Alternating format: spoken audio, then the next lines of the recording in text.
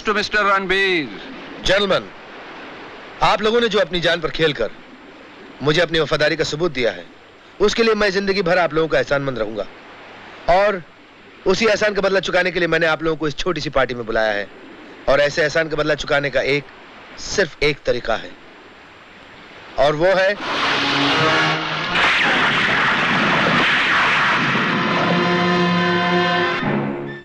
ये तुमने क्या किया रणबीर? तुमने अपने उन वफादार आदमियों को मार डाला जो हमेशा तुम्हारे लिए अपनी जान देने के लिए तैयार रहते थे। मम्मी, अगर मैं उन लोगों की जान नहीं लेता तो एक न एक दिन उनमें से कोई एक वफादार करोड़ों रुपए के सोने की कमीशन हासिल करने के लिए मेरी जान ले लेता, सरकारी गवाह बनकर हम सब की जान ले लेता। अब यह सोचिए कि मुझे किसी तरफ से कोई भी खतरा नहीं। सम्राट के इंश्योरेंस का लाखों रुपए मेरी इस मुट्ठी में है, और डूबे हुए सोने का करोड़ों रुपए मेरी इस मुट्ठी में है। सोना?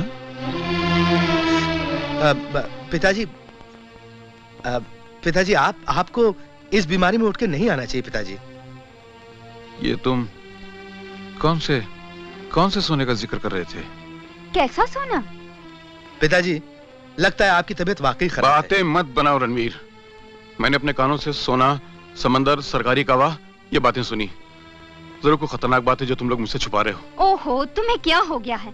हमारे सारे कारोबार के मालिक तो तुम हो, सोल प्रोप्राइटर। भला तुमसे कोई बात छिपाई जा सकती है? रणबीर ठीक कहता था, जरूर तुम्हारी तबीयत खराब है। आज तुमने फिर इंजेक्शन नहीं लगवाया। नर्स, नहीं। पिताजी बैठिए। देखिए, आप अपनी सेहत के साथ इतनी लापरवाही मत बरतिए। आपको अगर कुछ हो गया तो हम दोनों का सहारा और कोई नहीं है पिताजी। मैं तुम लोगों का सहारा नहीं, बल्कि तुम्हारे इशारों पर नाचने वाली कठपुतली हूँ। नहीं नर्स, नहीं, मेरी तबीयत खराब नहीं, मुझे इंजेक्शन नहीं चाहिए। पिताजी जिद मत कीजिए। नहीं करो। आई एम सॉरी पिताजी, लेकिन आपकी सेहत के लिए ये बहुत इससे मेरी तबीयत खराब हो जाती है रणवीर। आई एम सॉरी पिताजी। नर्स, पिताजी को इनके कमरे में ले जाओ और आराम करने दो। जाइए पिताजी, रेस्ट। आप बिल्कुल आराम कीजिए। बेटा, एक बात मेरी समझ में नहीं आ रही है कि सम्राट के डूबने की जगह सिर्फ उन लोगों को मालूम थी जिनको तुमने खत्म कर दिया है। अब हम लोगों को कैसे पता चलेगा? कैप्टन चावला से मां, जो हमारे कब्जे में है।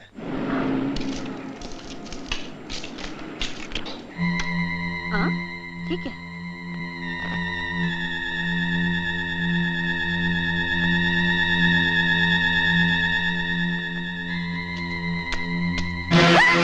Hands up! राजू, और राजू, काय को बम मारता है यार? कौन सी मुसीबत फट पड़ी है? लाल भूतनी। कौन सी लाल वाल कर क्या?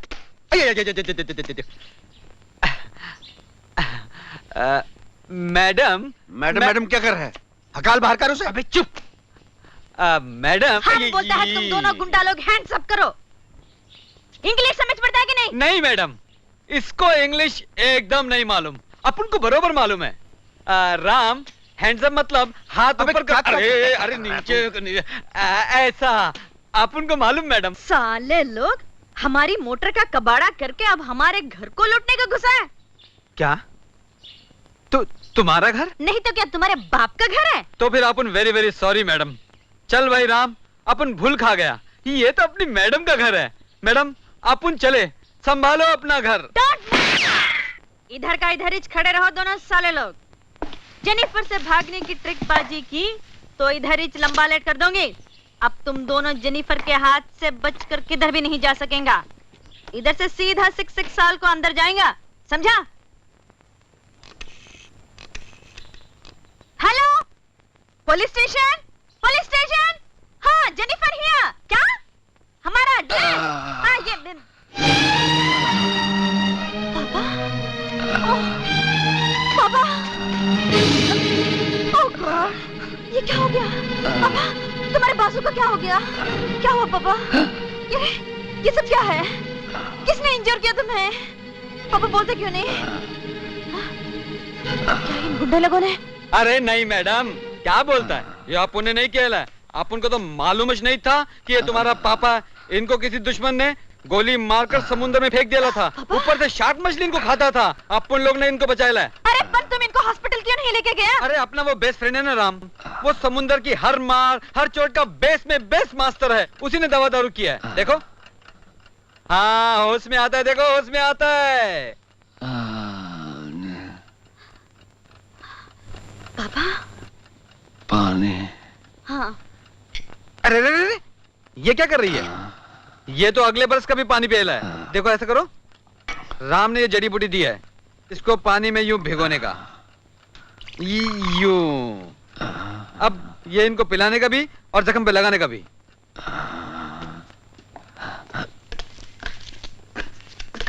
ले यार, ये तो लफड़े के बीचों बीच से दूसरा लफड़ा खड़ा हो गया।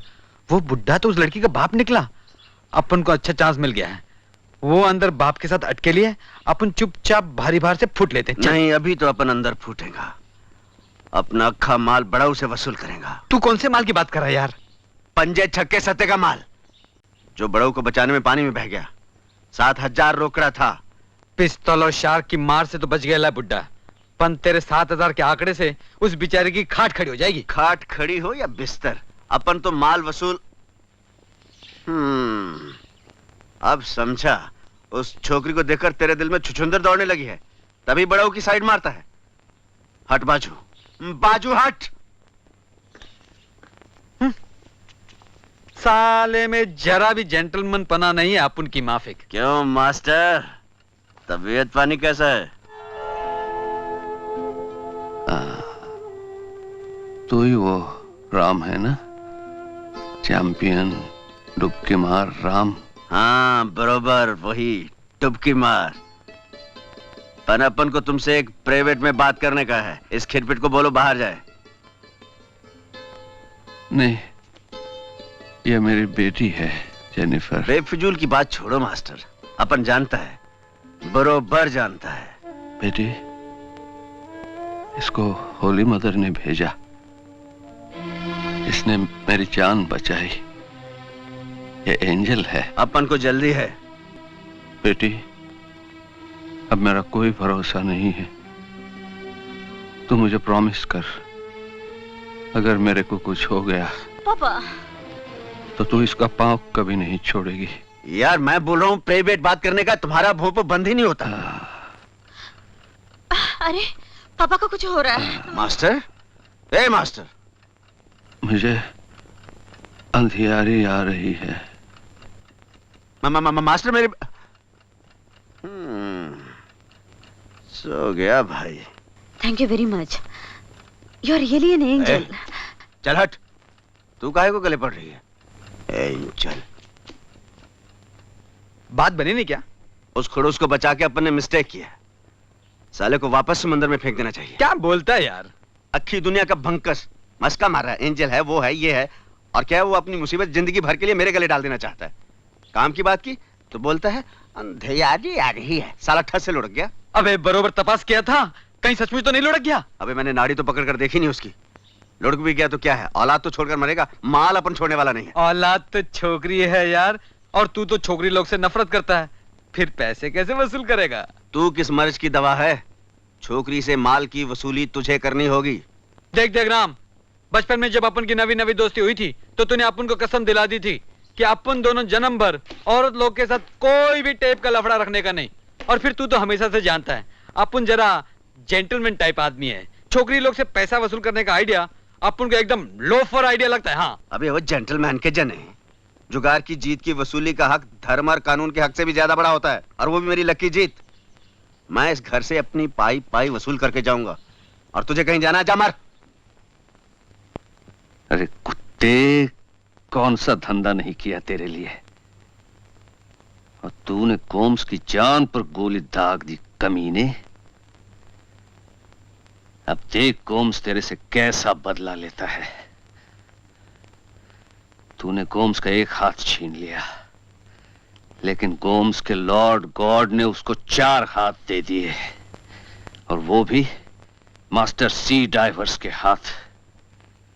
उनकी मदद से अब तेरे सारे सोने का मालिक गोम्स बन जाएगा, और अपनी बिटिया को रानी बनाएगा, और तेरे को सड़क का भिखारी।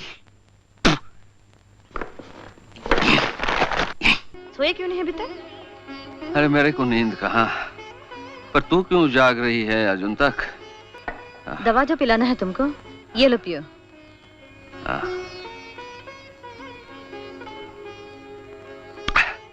उन दोनों लोग का रहने का खाने का सब बढ़िया कर दिया ना, उनको जरा तकलीफ ना होने देना। हाँ जेनी, दुनिया की फिक्र छोड़ो पापा, अपनी फिक्र करो। आधी जान तो रह गई तुम्हारी।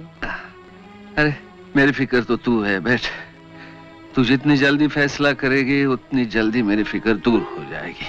किस बात का फैसला पापा? अपना मैरिज बनाने का। ये दोनों के दोनों एंजल हैं, एकदम हाई क्लास आदमी हैं। इन दोनों में से तुमको कौन जास्ती? बस तुम चुप हो जाओ पापा। तेरी शादी के बाद तेरी लक एकदम पलट जाएगी। अब तुम सो जाओ। हाँ? तुम तो जागते हुए भी सपने देखते हो। सपना नहीं है बेटी, ये सच है। होली मदर, जेनिफर के दिल को वो दोनों में से कौन जास्ती पसंद है, ये जेनिफर पापा को कैसे बोल नहीं सकता है? हाँ? जेनिफर का मदर तो है नहीं, जेनिफर का मदर तो तुम है। पर तुमको तो ऑलरेडी सब कुछ पता है ना कि जेनिफर किस लफड़े में फंसेला है। जेनिफर ने उसके साथ क्लब में 3 EK का चीटिंग किया और इसके वास्ते वो जेनिफर के साथ बात करने को भी हेट करता है। And to tell you the truth holy mother, जब से पापा ने बताया कि उसने चाकू से शार्क को टुकड़े टुकड़े कर दिया, तब से जेनिफर का दिल भी टुकड़े टुकड़े हो गया। मामा जेनिफर को उसी के साथ मैरिज बनाने को मांगता है। तुम अपनी जेनिफर को ब्लेसिंग्स दो ना। Thank you very much Holi mother, thank you.